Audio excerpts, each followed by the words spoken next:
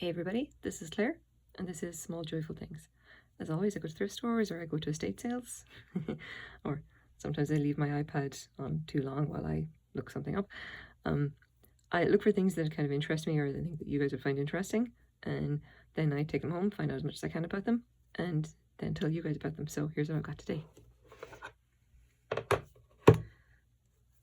Now, I really hope this shows up on the camera properly. I hope it does. If you can see that just amazing iridescence. Both sides, of course. Yeah, I think it does show up. You can see just the purple and blue just kind of poop appearing out of nowhere. So this is a lovely glass. It's a pressed glass, obviously. Pressed glass berry bowl or nut bowl, basically used for snacks. I picked this up in a thrift store and I think I paid $4 for it because I got a discount. And really, I got it because I just thought it was an incredibly fine example of what it is, and I thought you guys have got to see this. Anyway, let's measure it up. Is about maybe about 7.5 inches across the widest point, and that's going to be, yeah, maybe 7 inches at the shortest. And then if I just try to measure the height, just under 2 inches. Let's say 2 inches. There we go. Okay, so what have we got now? If you've seen one of my other videos, one of more recent ones, you might recognize this pattern. This is, of course, the Indiana Loganberry pattern. I can show you the book again in a second. Now, the one that I had before was the grill plate, and it was in this very bright jewel teal color. This is basically the more common version. This is the Marigold. This was basically Indiana just started producing more carnival glass in the 1970s, and this was kind of what they came up with.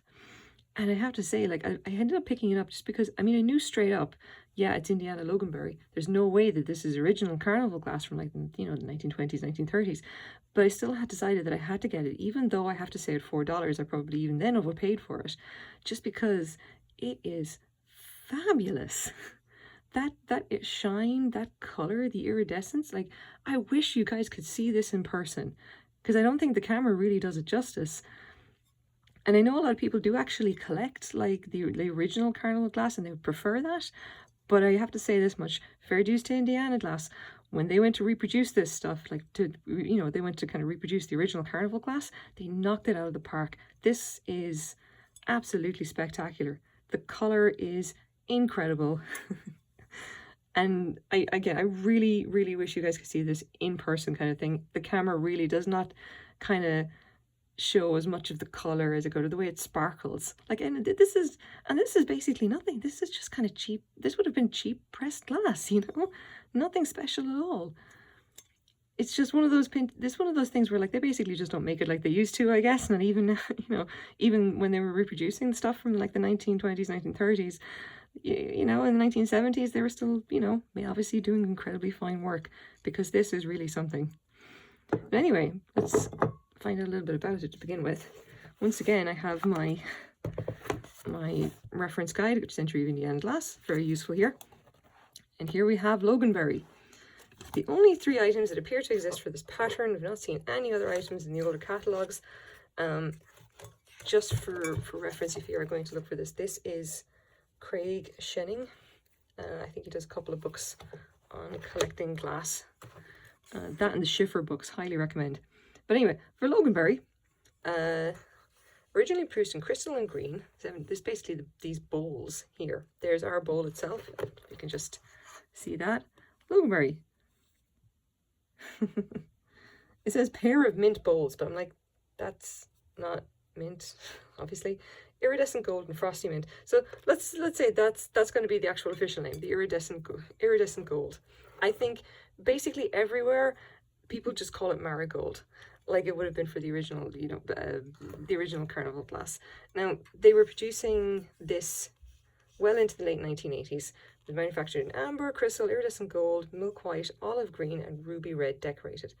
The pattern is also sometimes referred to as mulberry and can be easily confused with other similar patterns made by Imperial, Fenton, and others. To be honest, at this point, I would say that I particularly find Loganberry to be very distinctive, especially because there's only a couple of pieces to actually recognize. There's this and the grill plates, and that's kind of it. You're not really going to see anything else. This is just, and obviously very nice. You can see that they obviously, the prices here are, you know, the 1990s prices. So amber, we don't really care about. Crystal, we don't care about. Iridescent gold here is listed as $18. Is this worth that today? Oh, that's, you know, begging the question now, isn't it? Let's take a look. Well, certainly people seem to think that it's kind of worth a lot. You see someone's listing it here for 40, but I suspect that they have free shipping on that.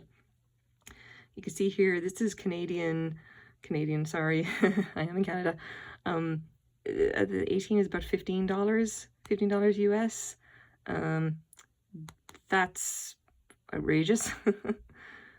There's a few different ones here, but yeah, everyone seems to be different prices all over the place. You can see there, and just for some examples, this is kind of a bit more about, you know, you can see some examples here of Loganberry itself. So these are Marigold. I think that's the red. Are we going to get any others here? There's in green. There's that red again. No, that's about it. Okay, but basically, if you really want to know what they're actually selling for, you got to go to, you know, comparable sold on eBay. And what we've got here, Indiana Loganberry Marigold, and this is what is sold in the last 90 days. And you can see the three of them. That's my husband's streaming art today. You can see the three of them here sold for $15 Canadian plus an outrageous amount of shipping, which, you know, who knows about that. If you are just looking at individual bowls, the kind of important thing to note here, or at least that I find anyway, is that if I just go to look at the actual, like what are actually listed, you can see there are lots of Marigold bowls listed, Indiana glass, and all the prices are kind of all over the place. And you can see they range from like under $10 up over 30, depending.